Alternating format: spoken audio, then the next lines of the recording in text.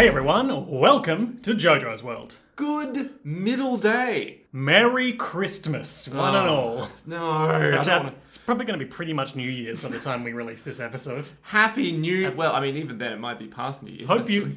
No. Maybe. I'm just because I forgot to upload this week's the most recent episode until 3 days after I was meant to. It doesn't mean I'm not a punctual podcaster. I mean, I'm just saying, in the amount of time we have left, is this going to go up? The amount of time we have left. Oh no.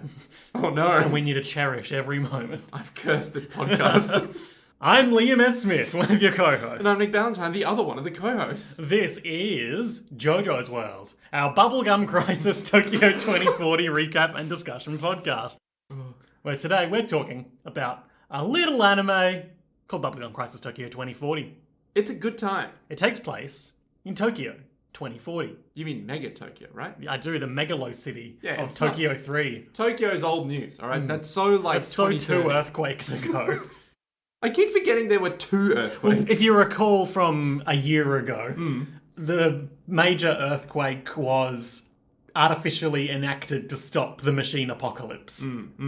But what was the other earthquake? I don't know, some earthquake. Yeah, just some big earthquake where like, oh, the boomers helped rebuild. No, that was the bad earthquake. And then we had another earthquake. No, the boomers helped rebuild after the artificial earthquake. Yeah. But the boomers also helped with the... No, they didn't exist at that point. Oh. So the humans helped with that one. Yeah. Mostly humans, I would say. Given Some there dogs. were no boomers. Some dogs. Oh, no. Speaking of dogs, Liam. Go on. Our patrons. Ah, those damn dogs. Those beautiful... Scurvy dogs. Diamond dogs. Oh, true, yeah. You're diamonds now. And they are diamonds in the rough. To me, Nick B. Allentine. Alan... Yeah. Nick B. Allen. Time. Don't you dare conflate me with Alan. That's sick fuck. From Bubblegum Crisis. Tokyo 2040. Yeah. However, we have a hell of a patron. A hell of a patron. I'm actually very excited because this guy's name is pretty, as the kids say, fire. Or as the more modern kids will say, lit. Chugi. Jesus. I just want to say, from the bottom of my heart, a big thank you to Where is Sandwich. Where is Sandwich? No question mark. Just where is Is it like Sandwich? a Team Fortress 2 thing? Or Oh, it might. the famous sandwich? All they wanted was a sandwich. But they never got it because the loaves grew sentient. Oh, that thing. Yeah, I was talking about the item. Oh, the item that That is a sandwich that you can eat with shocking regularity. Look, you just pull it out, you're like, look, the sandwich is still Let's quickly run down our top 10 media sandwiches. TF2 sandwich. TF2 sandwich. The sandwich from... The Simpsons that Homer lets rot. Yes, the one that he eventually eats and gets sick. Is that the one? Yeah. Yeah. Delicious animated bread from Aladdin. From Aladdin? Yeah. Oh, yeah, that he like chunk Yeah. the kids. Yeah. Not a sandwich per se, but I'm going to allow it. Every anime sandwich from a Ghibli film ever. Or should I say Ghibli, apparently. Yeah. Get some learning insight. Apparently it's Ghibli. Never knew. I did. Well, fuck. I don't even know if that's true or not. That one Reuben sandwich from, I think it was Cheers that they make. Is it Cheers? Oh, I thought you were talking about the Reuben sandwich you would always get from the cafe near my old The apartment. Reuben sandwich from Mary Street Bakery. And it counts because he would often be eating it immediately before recording this podcast. Not Mary Street Bakery, from Artem. From Artem? Yeah. Oh, yeah. No, you're right. I thought I got one from Mary Street Bakery. I don't like the... This is I the don't most... like the sandwiches. Everyone in LA who does a podcast spends all of their podcasting time talking about shops specific to LA, and this is us doing that. Talking about cafes near an apartment that I don't live in anymore, but will soon live in one near. Oh, Little life update for the listeners. So we'll go back to Artem. Oh, the sandwiches from the fucking Panda & Co. place. Yeah, also good sandwiches. That was directly opposite a servo that I was like, is it safe to make a sandwich that close to petrol? Nick, it's an Australian Asian fusion restaurant. So it's got the Asian sandwich vibes mixed with the Australian servo. You can get a brekkie burger or a brekkie bao. And we always got both. Yes. Okay, back to media. I want to say there's probably some sort of Metal Gear Solid sandwich Or at least some kind of like thing that you eat. Yeah. We're talking about sandwiches. I think there's a sandwich that they eat at one point in 3. Oh, this is harder than I thought. Yeah, you thought it was going to be a cakewalk, but no, it's a sandwich. How many do we have? 2 more. Oh wow, we're doing better than I thought. This is easy.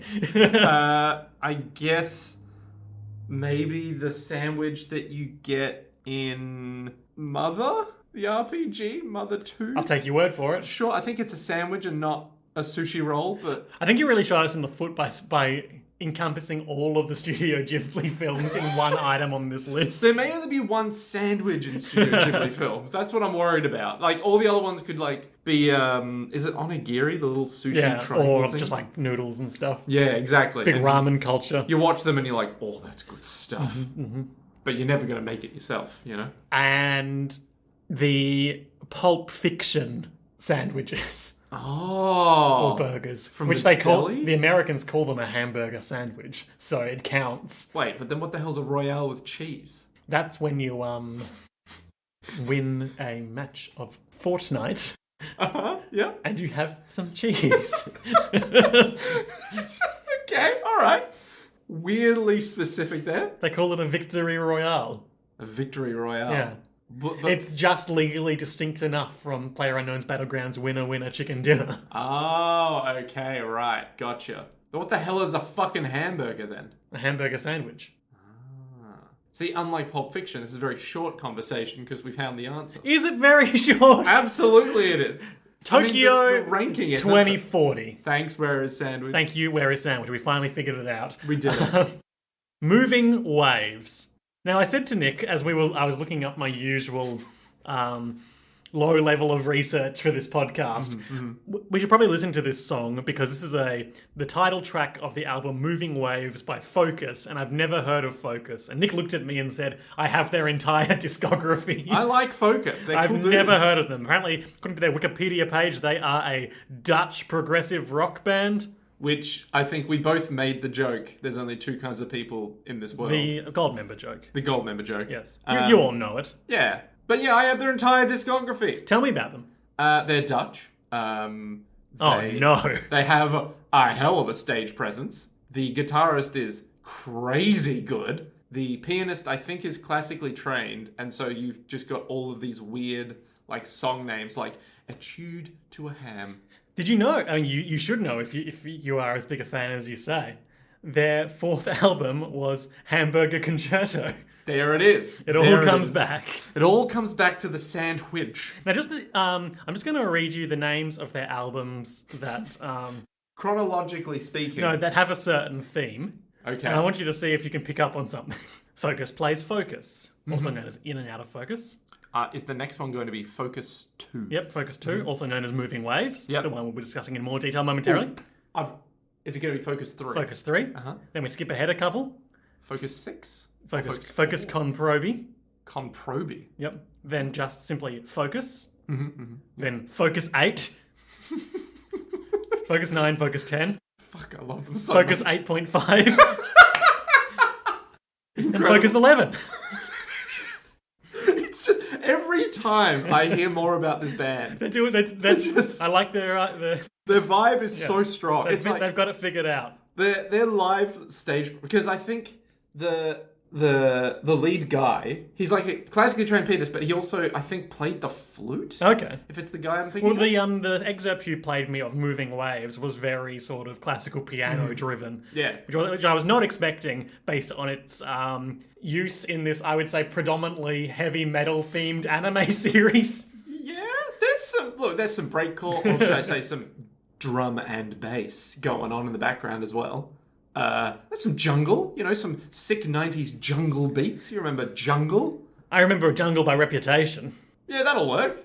Actually, this is going to bug me. Wikipedia lists their genres as instrumental rock, progressive rock, jazz fusion, and hard rock. I'd say yes to all of those. I need to find the video of them playing Hocus Pocus live in like the 70s. So Hocus Pocus was, of course, the lead single off the album Moving Waves. Nick, you can't just hold that. We can't do this anymore. We've had like 300 episodes of the podcast. We can't just hold audio up to the microphone. No. I don't know. I want that. I want to just see his eyes as he's going like, Oh, here we go. Here we go. You see this guy? He's right? very engaged, and he's wearing a sort of leopard print suit. He's just like, they're all so Use your fucking words, an into audio it. medium. So they're all very excited. It's a performance from 1973. It'll come up on YouTube if you look for it. You know it will. They're all very 70s, but the pianist occasionally will just be like, or like, Do you mean with the piano or with his voice? with his voice. And like, there's one bit where he just looks like he's about to murder someone. Here we go. Then he pulls out his fucking flute, right? And they're all having a great time, yeah? And you think to yourself, oh man, they're going great. They're having a great old time. And then he does the best bit, I think right here. Here we go. He starts whistling. And you can see he's pretty controlled with his whistles. He's got his fingers on the piano, like a Chad. This must be thrilling listening. Yeah, this is bad audio. And then the psycho eyes, they're coming. I mean, I know There. from a certain perspective, all of this podcast is describing things listeners can't see. The entire concept of this podcast is us saying, so this is what happened. Oh yeah, we're good. Okay, excerpts from the review of this album by Nick Green for Decibel Magazine. Hit me with it. We're really going all in on focus right now. Yeah, I mean, it's what we do. It is what we do. According to BBC Radio DJ Bob Harris, demand was so great for Focus LPs in 1972 that their British label ran vinyl at all 5 of its record plants around the clock. What? The English love Focus. Oh my god, okay. Did not know that. Prime embodiment of what would later become known as progressive rock, not to be confused with conservative rock. They are very odd. Yeah, from what little I've engaged with them, they seem very odd. Very fun though. Except for the song Moving Waves. The review describes the song Hocus Pocus as a sublimely weird rondo that alternates among Van Leer's scat singing, whistling and yodeling, which I believe was what Nick was visually describing moments ago. Ackerman's incendiary guitar work. Mm-hmm. Yeah. Because it's literally just, he does a thing, like pianist guy does a thing, like yodeling for instance, guitar solo, pianist does a thing, guitar solo, pianist does a thing, guitar solo, for I think like 4 minutes, if I remember right. It's just a good time. Yeah, there's not a lot to say that people have said about the title track Moving Waves and title of this episode Moving Waves, because it is, to quote the Wikipedia page, a piano and vocal solo by Van Leer. Just like the Boomers. Yeah. Yeah. They're we can just say things. Look, it's all meaningful to someone, right? I'm disappointed that this Wikipedia article doesn't have some crazy nonsense about how they came up with the album concept, like we're used to seeing. Yeah. Well, I mean, Focus seemed weirdly grounded. Yeah, for someone who specialises in yodeling, scat singing and whistling, he doesn't have a lot of artistic bullshit interviews to reference. Yeah. Well, I mean, when you think about it, Hamburger Concerto was just a natural extension of... capitalism. Yeah. It was just capitalism through a classical lens, you know? So this episode of Bubblegum Crisis Tokyo 2040, we are deep in the Boomer Revolution. Boomer Revolution, but also the No Hard Suits arc. Whereas previously, this would all be neatly tied up in one neat little episode, by Priss showing up and punching a boomer's heart out. Yep. They can't do that. They got no hard suits. They have to figure out things using their minds. Their wits. Now. Their intelligence. And they're all dumb in different ways. I mean, Nene might have done the dumbest thing I've ever seen in this episode, but that's, Was that when she crawled through a hole full of boomers? No, that was when she turned off the firewalls. Oh, it made sense to me. No, because it was like, hey, no one can get in or out. It's like, well, I'm going to turn off the firewalls. And then all the boomers are like, well, there's no more firewalls. Hacky. So, She couldn't know they could do that. I mean, she could have known. She's had some experience with boomers in the past. She's seen a boomer or two in her life. Exactly. She's seen the heart of a boomer. She's one of the Night Savers, after all. The mysterious and sexy revolutionary group. Vigilante group, I should say. Nene's a Night Saber? What? My God, but she's only 15. I don't think she is. I think she's like 11? No, she's a tax-paying adult. She works for the police, Nick. No, she can't be that. How old? I'm looking this up. Or are you looking You're killing me, Nick. You're killing me. No effort Nick, that's what they call me. Getting a lot of results for non-Bubblegum Crisis, Nene. How In many the original, she was 18. Oh my God. Okay. Because in this, she's super. And she is also age 18 in this, which I would say is too young to be working as a police dispatcher for the amount of traumatic shit you're going to hear. And yet, this is what our society has come to. Mm-hmm. Boom. Boom. She is some sort of tech genius, though. That is true. As Nick Rowland remarks. Don't know what that means. He's the police chief. Oh, right. Yeah. I was like, who's Nick Rowland? So as I was saying, no hard suits, Nene, and 3 B-tier characters. Let's be real. 1 B-tier character and 2 D-tier characters. 2 characters who still don't have names. One of them does. He's Mr. Yano. Ah, yeah, Yano.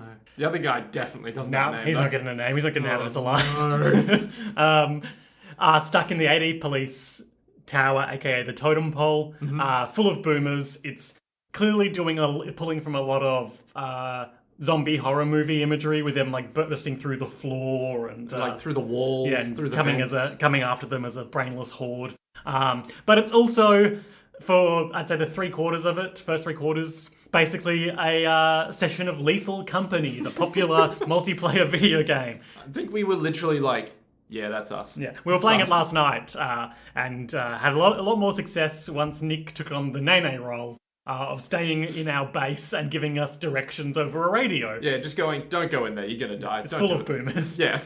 So the boomers, they're kind of interesting in this episode because they just come from everywhere. Yeah, well, there's 260 of them or something like that in the basement, and they are gradually making their way upstairs. Will anyone live? Who knows? Who knows? I doubt it. We open with our D team, Nick Rowland, the chief of the AD police, and a couple of other management stooges. Yeah, 2 guys with guns. Trying to get upstairs via the elevator, the lift, as it were. They're just like, okay, if we go up, we'll be all right. Literally the first shot of them is like them wasting half their ammo on a horde of boomers so that the lift doors can close. And I think Nick has to like kick one of their heads repeatedly so that... Yeah, as he is to do. It's classic zombie movie stuff. Yeah. So they're in the lift and they're like, oh my god, we're screwed. Yeah. Eventually the lift power goes out, so we cut back to them after a cutaway to Nene, and they are on top of the lift. Nick is on the other guy, the unnamed guy's shoulders. Yeah. Trying to jimmy open the door with a knife. Which, I mean, kind of makes sense. I guess he just carries a knife with him. I mean, don't you? At the office. At the office after the security's been cleared. So Nene's like, okay. There's a lot of, I think, like really well composed shots in this episode of just like empty office spaces in the dark, conveying feelings of isolation and tension. And union members just kind of not being around. And synthy 90s music. Oh, 90s horror sci-fi music. Just weird, like...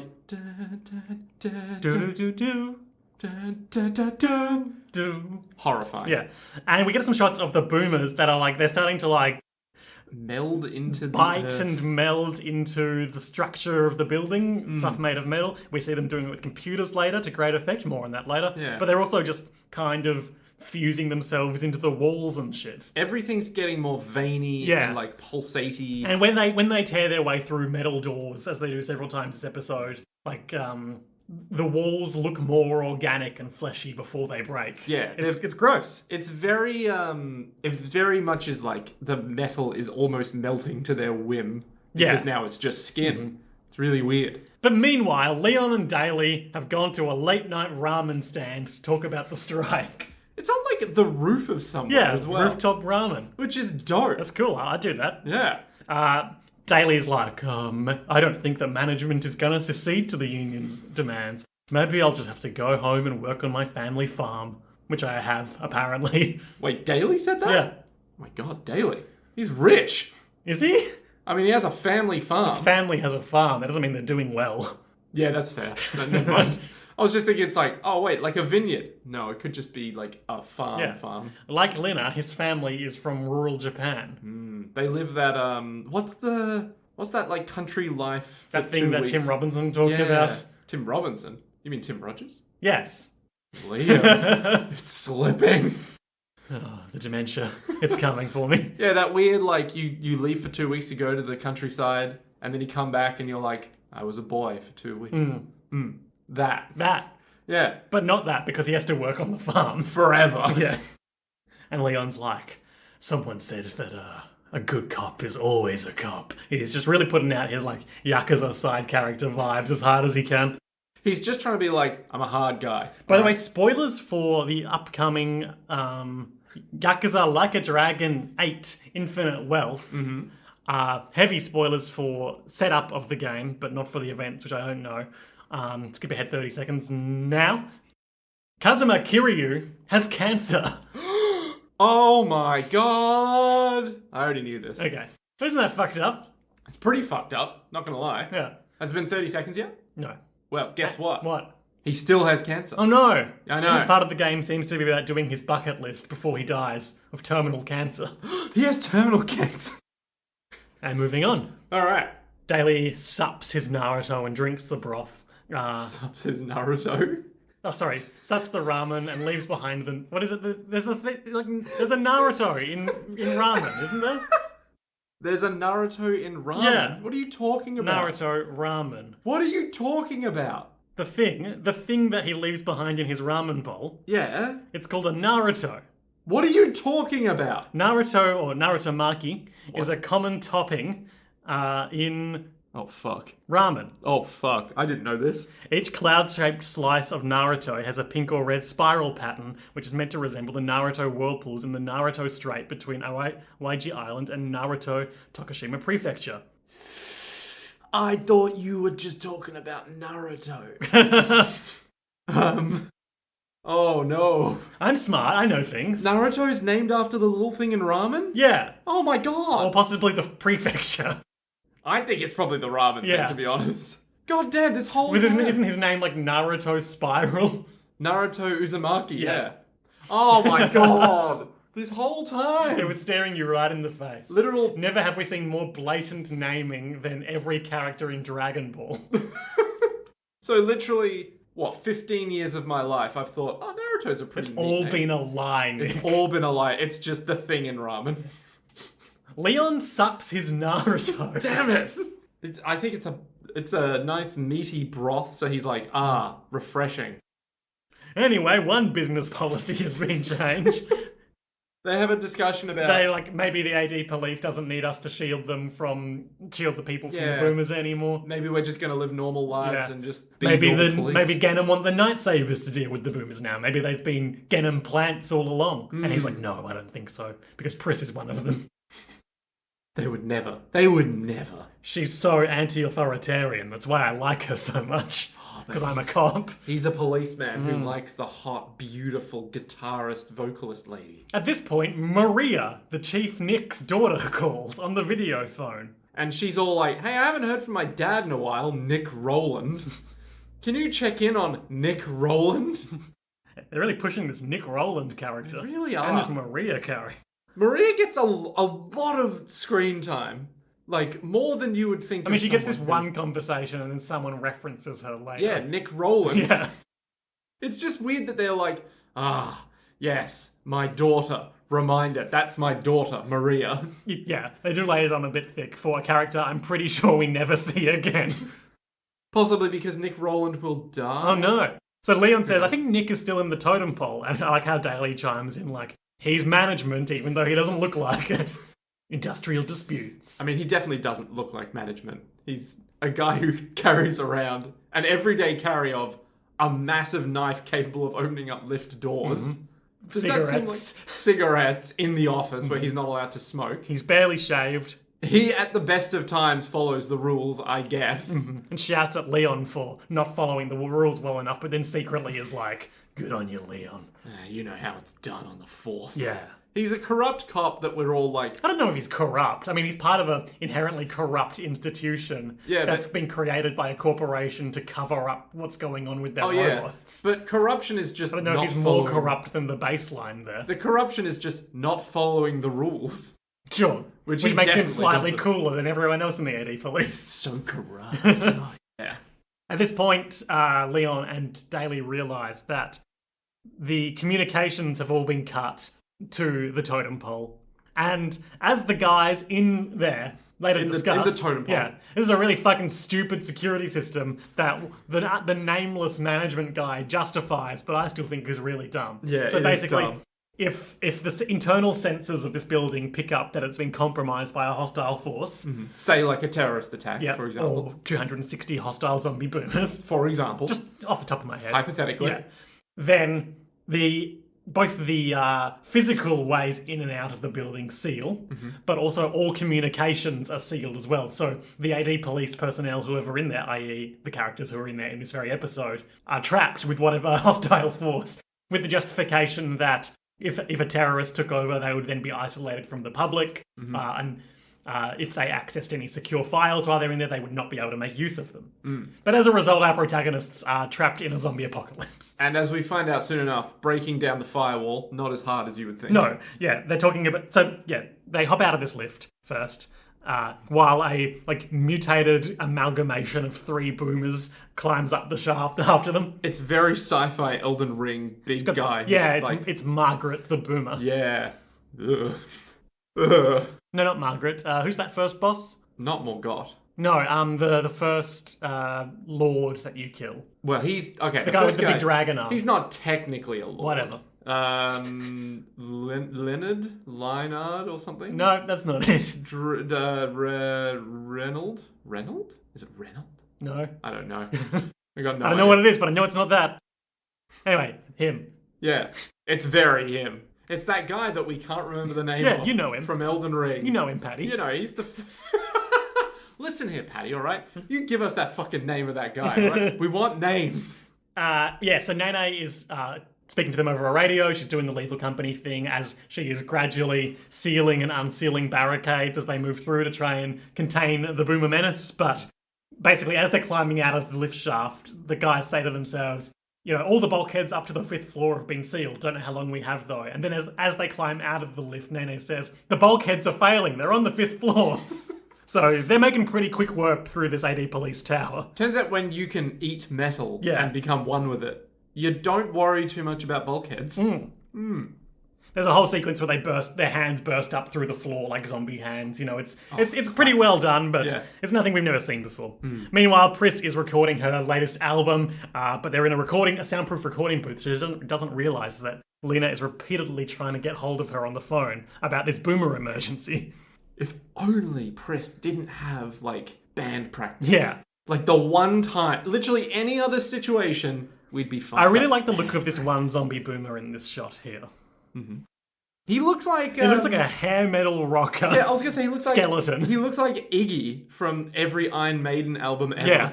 He's got long, metal, probably literally metal, but also metal, the music subculture hair. Is he sharp wearing fangs. a jacket? Is he literally wearing a jacket? No, I think he's just made of metal. What is this then? He's got Leku? He's got Leku, like Ayla Sakura. He's a guy. Yeah. He's an absolute He's chat. just chilling. Yeah. Every other boomer in this episode is a dark, gloomy figure. He's just hey, how you going? Everyone dies. Go get some treatsies. Let yourself be subsumed by the collective. Hey, how you going? Resistance is futile, huh? Come on, get over here. After they talk about the security system, Nene's on the radio and she's like, oh, okay, so what if I disable all of the internal sensors? Then we could send out a message. And the unnamed guy's like, no, you could never do that because they all cover each other. That's just stupid. And by the time he finishes talking, she's done it because she's an amazing hacker. Yeah, and the chief, Nick Rowland, is just yeah, I guess we've got an amazing operator on the force, huh? In the AD police. Well, in fact, I guess we've been using it an amazing girl as an operator, i.e. we've been really underutilizing her talents. Guys, we've got to look into HR. They've clearly been fucking us over. I get that their entire role to this AD police situation is to keep us separate from the police and have any legalities taken care of, but you know what? That 18-year-old girl, she's good. So, as Nick alluded to before, her plan does require her to reboot the whole system to send out an emergency call. I hate this And plan. she does it, and the call goes out briefly, but then it's overridden because it turns out all the computer terminals are full of boomers, and a boomer skull appears on the screen. It's quite a good moment because we get she's in that sort of tiered cubicle zone that we've always seen her working in. Yeah. And we get a wide shot of her just in this big empty room. as all the computers go off, or her computer goes off, the others are already off. Yeah. And then one by one, they all just switch back on, including the big screen up front, and then Boomer faces appear on them all. And she's like, oh my god. And we get a brief cut to a different part of the building as Boomers have found computers and are slowly merging into them. It's so good. It's so good. They're creepy. All these boomers, they're just having a great time, you know? Just want to have sex with a computer. Don't we all? And the radio they've been using to communicate, suddenly sprouts all these gross tentacles as well. Is the radio a boomer? Boomers, maybe, but also they can just merge with metal and technology, as we've seen before. But, like, there's nothing around it, so... I guess via the radio transmissions? Maybe? I guess it activates something weird inside of it. But then it would have to be... Well, yeah, it's all being channeled via Galatea's psychic phenomenon anyway. True. So. That's true. Look, if there's one thing we know about this show, it's not to think too deeply about the mechanism. Just think about the boomers. So they're like, they must have taken over the IT center. Nene's probably dead. Oh well.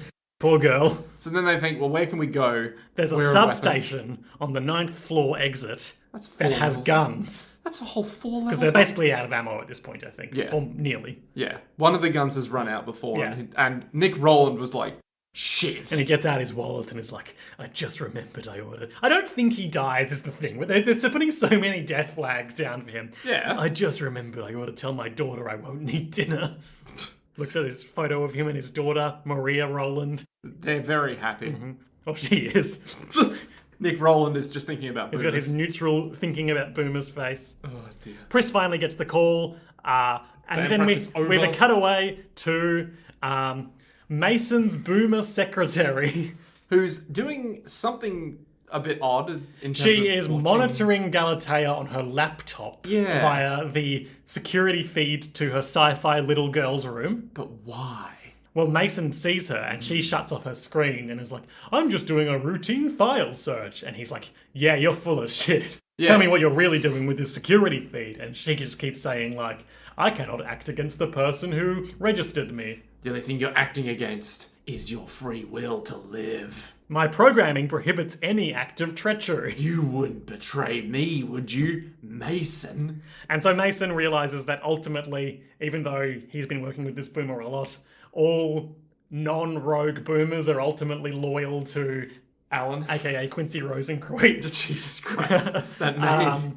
Above all else. Yep. So he gets his revolver, his gun, his pistol. His what is it? Like M911 Beretta or whatever it is. It can't be 911, I think it's called an M911 Beretta. Okay. I don't know anything about guns. I'm looking it up. Continue. Just keep vamping. And he shoots her in the head, but she's a robot, so she's like not fine, but she is still active. So then he just shoots her a few more times and she drops. And it's revealed that Alan has been watching this the whole time via the security cameras, and he's like, Mason, you did betray me, even though last episode I specifically told you not to. Look, he's not a guy who's gonna not betray. Mm-hmm. Also, it's just called an M9. Okay. So apparently... The commemorative M911. That sounds like a very American thing to do, though. Oh, God. Mason brought it back here. What an idiot. So... Does he really want to become evil? We're going to find those old subtitles we used to use. I just love, like, Alan is just so, like, don't worry, I've got it under control. Mason's an idiot, all right? Here in this place, I am a god. And I'm just sitting here going, how the fuck is he a god? What does that mean? All the boomers are ultimately loyal to him. I know, but this place is full of boomers. Yeah, but he's like, I'm a god. I'm like, okay, just because you have boomers? Just because you're hooked into the golden throne that's keeping you alive, definitely. Like, you can't do it, you can't move. Sacrificing the souls of 4,000 boomers a day. It's like... And who have souls because they're alive. Yeah. Oh, no. Mason puts on his dad persona and goes to see Galatea. His dad persona? Yeah, I really hate the way his suit fits in long shots. It's too bulky. It very, doesn't taper enough. It's very talking head. Is it? Yeah, it is. Yeah. It's the David Byrne big suit. But worse. Yeah. Galatea has taught herself to read in only a matter of days. Oh, she's doing very well. Yeah, he's so happy with her progress, but then she unnerves him by telling her that she's been talking to Maki. Maki? Why, Silius Stingray's little brother? That's impossible. He's meant to be dead. Oh my god. I was. I've been saying that a lot recently. Why? I don't know. Just like out of nowhere, I'll just say, I thought that was dead. And then just repeating, I was to myself. Well, I'm glad that's giving you a little bit of joy. Yeah, as I program in Python relentlessly, trying to figure out just random things, I'm like... Oh, that's a snake. I'll just be like, that variable, I thought it was dead. It was. And then just continue on my merry way. It's fun. We have depressing jobs. We find little ways to make ourselves laugh. Listen, it's all about just not giving in to the Now I gotta go over there and sing a song for my dad's funeral. Yikes. Wait, are you talking about Maria? I was just doing the Tim Robinson sketch. Oh, right. I thought... are you not watching that show where it's like people falling out of... Coffin coffins? Flop. Yeah, Coffin Flop, yeah. You know they're taking that away. But not on Corncob TV. Yeah, man. Okay, anyway. We can't just do this. We can't repeat it, even though every time we bring one up, we repeat the entire sketch. Yeah, it's good. It's good stuff. It is good. The protagonists finally gather and start arguing about what they're going to do without any hard suits. Nigel's like, it's going to be at least a week. 4 or 5 days if I really push it. And then Pris is like, shut up. What about the Moto Blade? The Moto Slave. This was the special hard suit capable motorcycle they made for... when they fought that high-speed boomer that really just wanted to cruise down the highway all the time. Is that what this is from? Yeah. Right. I literally just thought, they just have a motorbike. Yeah, I thought you might have forgotten because it was over a year ago. I did. But yeah, so they built like basically an armoured motorcycle with enough weight capacity to... Right, okay. Handle a hard suit. Yeah. Yeah. And now so Pris is... they install an adapter so that Pris can drive it without her hard suit. Yeah, Pris is just going to drive a thing that's designed for like hundreds of kilos of weight. Yep. And she's like, well, I'm like, what, 60 kilos, 70 kilos? Let's just go. Mm-hmm. Let's get out of here. It's fine. She drives a motorcycle usually. Exactly. She'll be fine. She's cool. Yeah. We're all cool. Yeah. That's why we have an anime podcast. Is it called Moto Slave? Yeah, Moto Slave. What album is that? Because I know... we may have talked to you about this previously, but who knows? I know that Iron Maiden is Power Slave. A Moto Slave is a ingredient that you find in most ramen dishes. Oh no! Well, one of the first Google results for Moto Slave is the Moto Slave plus Pris Collection DX action figure. And is it with her in a hard suit or her not in a hard suit? It's just in the hard suit, I think. Okay, alright. In its correct usage... Let's try Motor Slave, then. Maybe it's like a Judas Priest song or something. No, it's still just giving me Bubblegum Crisis stuff. Oh, okay, never mind then. Maybe it's just they were just like, what's a good name? Oh, wait, because it's a boomer. But Pris hates boomers. Pris despises boomers. I don't think this is a boomer. I think it's just a motorcycle. It's just a very big motorbike. But what if it's a boomer? What if it's a Moto Slave? Oh my god. Yeah. What if the themes of the show... Droids are humans. Well, okay, let's not go that far, because that means Star Wars has some very problematic... That's what I was talking about. Oh, no. But we love droids. We do. Yeah, except the Trade Federation's droids. Oh, okay. Immediately, just like, oh, no. Those Rolly boys, we've got fond memories of them, but let's be real, in the context of the Trade Federation... They were war criminals, each and every one of them. They knew what they were fucking up to, alright? Do you think that Roger was like a little helpless Roger, we don't have any freedom? Oh, Roger, preparing to commit war crimes. They fucking knew. They pressed the button of free will. They pressed the button that turns on the I get a lot of pleasure out of this. Nene has escaped the IT centre and is crouching beneath between boxes when a heap of boomers burst on into the room and walk right past her. She holds her breath and then crawls to safety. As like... Boomers just walk right intense past. Guitar music kicks in for this relatively comedic crawling sequence. Yeah, it reminds me... Okay, unironically, it does remind me of a song from Naruto, which... Okay. Nick's been watching a lot of Naruto recently. Unlike me, who's been watching the far superior Lupin the Third Part 1 from 1971. Which has witches in it? So, the first 12 episodes, I don't remember who directed them, but they were... Like, I would not say this is a show for kids in the first season. It's surprisingly dark, but also, like, because it's so fast-paced, because of the different storytelling conventions of the era, it goes so fast and so much happens and it's so baffling. It's a wild ride. One episode concerns an island that has these rare flowers on it, where if you dry the flowers and combine them with a certain chemical, you get, an explosive on par with nuclear weapons.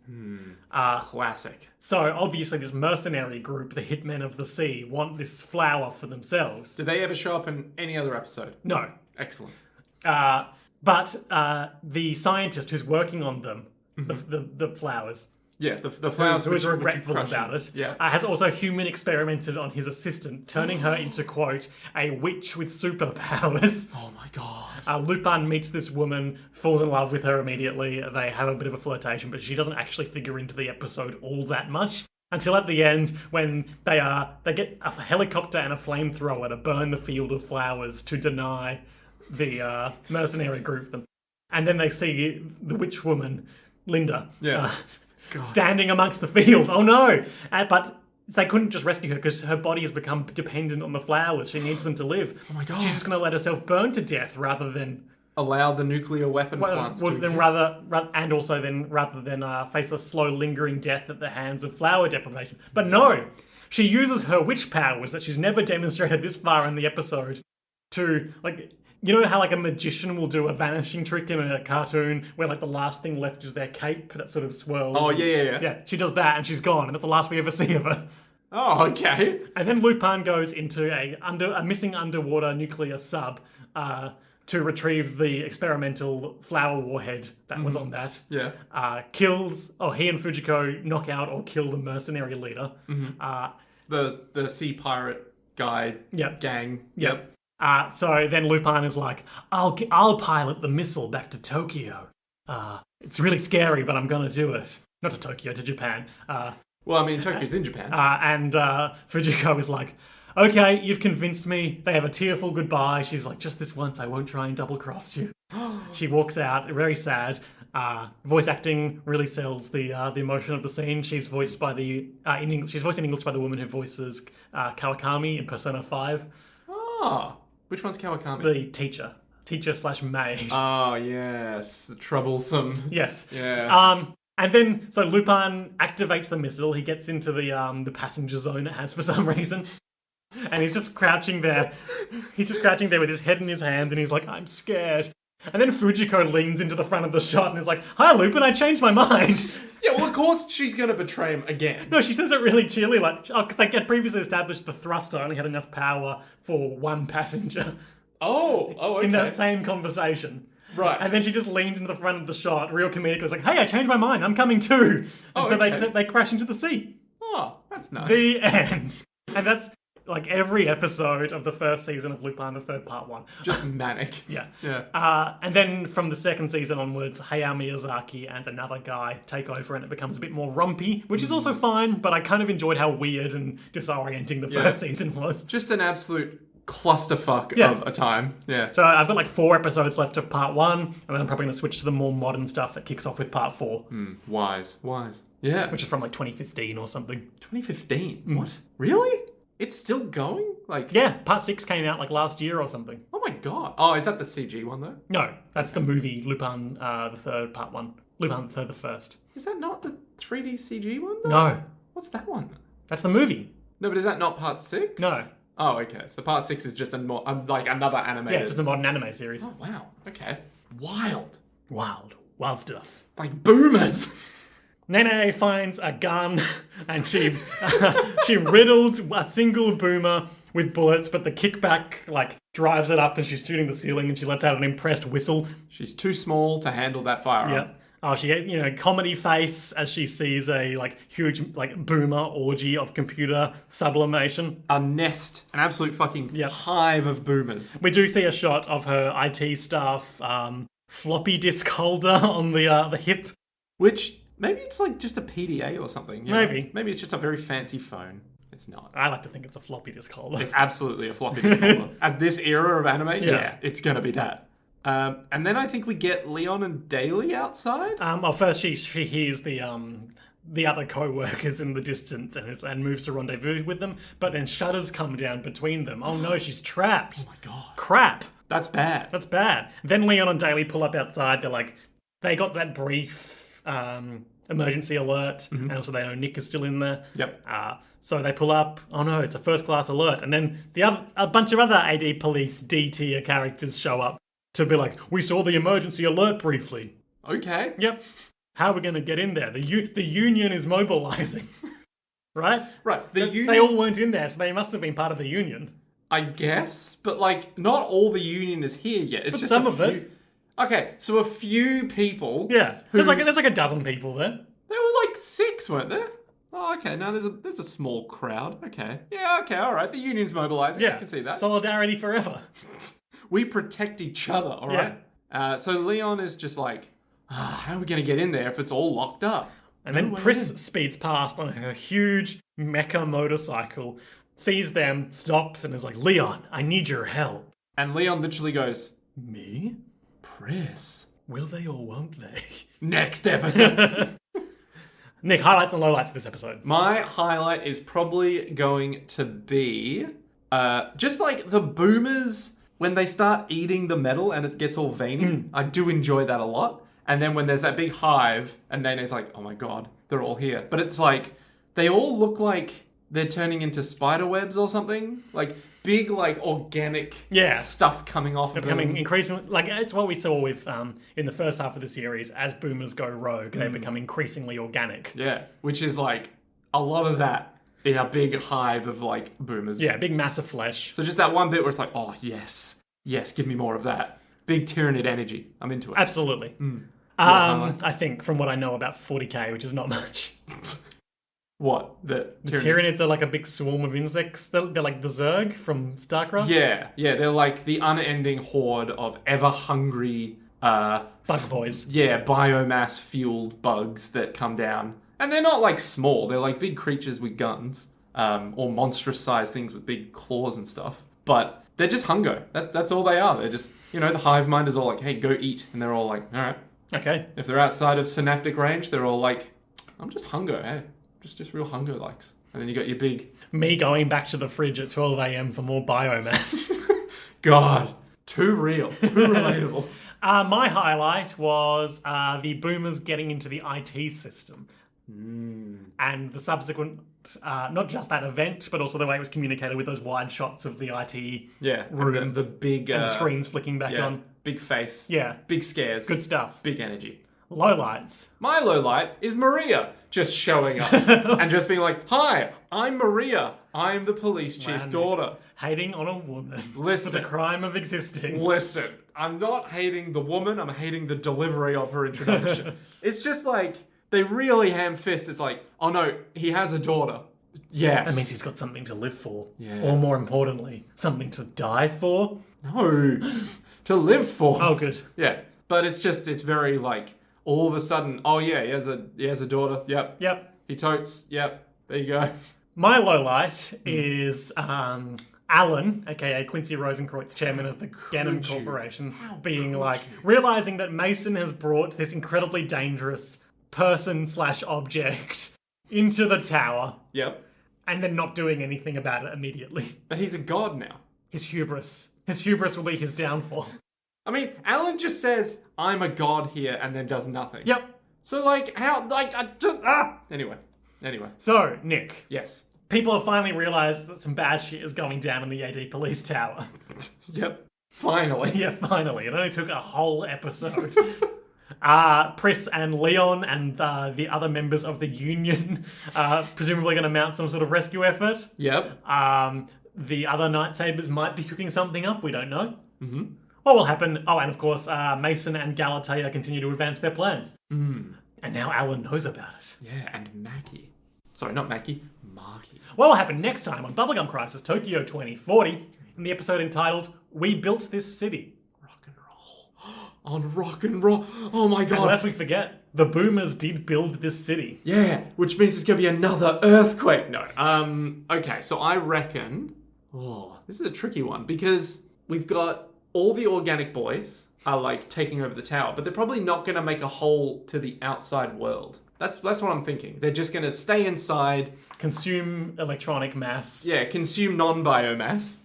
Get bigger, and then... Get hench. Actually, you know what will probably happen? You know how there was that massive boomer that one time that came out of the warehouse? There was the underground... Or something like that? There's a big underground boomer, but also a big underground creature that ate boomers. Yeah. So, the big underground boomer... Never really figured out what the deal with that was. Yeah, it was just labs, you know? The big underground boomer came out because it had eaten all that metal or something. Maybe something similar where all these boomers are gonna like amalgamate into one big boomer, and then the whole tower will come to life or something, or it'll be like a massive, huge boomer of some kind. Like a kaiju boomer. Yes, exactly. And they'll be like, how do we beat it? And Pris will be like, shut up, I'm doing my work. I'm my Moto Slave. And then it'll just like, they'll ride around, use the Moto Slave to shoot at it, and then it will possibly die. That's what I think And is the probably status quo will be upheld. Oh, thank God. What's going on with Galatea and Mason? Remember, this was just her, like, playing with her powers for the first time. Yes. So, Mason... I don't think Mason is going to try being like, don't talk to Marky, because it might backfire. So, he might just be like, hey... Tell me everything Marky tells you. Yeah, he might just use it as a means of going, if Marky's alive, where is he? How do I use this to my advantage? Yeah. Maybe he's going to try and take... He's always working the angles, that Mason. Yeah, maybe he's going to try and steal Marky and then be like, Marky, you little shit. You sit in this room, Galatea sits in that room, alright? Never shall the two meet. Or maybe they Don't talk with your psychic powers. Yeah. So, I reckon he's going to either try and steal him or just murder him. But Okay. then Galatea would get angry if he met Yeah, him. what's Galatea... What's her continued evolution progressing towards? She just wants friends. She's a child. She is a child, so... I don't think she's going to age, though. Like, because the vibe I'm getting is one of those, like, forever children super overpower. Sure. Like, But she is also a robot. Oh, yeah. I forgot that. Yeah, so she's a robot with the intelligence of a child, but she's learning quickly. Yes. Maybe she'll start... Perhaps she'll go from, like, the hungry caterpillar to Capital by Well, Karl Marx. we saw today she was reading a very text-heavy book. Yeah, so maybe she'll read something that's like, wait a minute, I'm being oppressed by my captor. Mason. Mason is the oppressor. The bourgeoisie. Wait a minute, I need to seize the means of my production. Which is the boomers. And if I have the boomers on my side, Alan can go fuck himself. Like, I don't even know if she's aware of Alan at this point. I doubt it. Yeah, I think she's only aware of Mason and all the friends that come to feed her. She's a boomer. Yeah, but she still has to eat, doesn't she? Why? For the joy of eating? Doesn't Mason bring her a meal at one I point? don't recall. Oh, well. Never mind then. So, yeah. Marky eats. I think. I've never seen him. Oh, wait, no, because he had that really awkward dinner with... Yeah, but did he eat anything? But is all that just because eating is hard to animate? Yeah, maybe. I don't know. Anyway, I reckon she's gonna just be like, hey, Mason, I want to go do this thing. And then inevitably he'll have to go, no, you can't go have an actual chat with Marky. It's dangerous. And she'll be like, but I Time want to to. kill you. Eyes start glowing. Yeah. But it'll keep it under control for now. Cool. Well, we'll find out all that and more next time. By the way, you got something in that very right, and I'm very excited to see your reaction. Okay, all right. We'll find out all that and more next time on Bubblegum Crisis Tokyo 2040, circa via JoJo's World 2024. I've been Liam S. Smith for JoJo's World. And I'm Nick Ballantyne for JoJo's World. And until then, to be continued.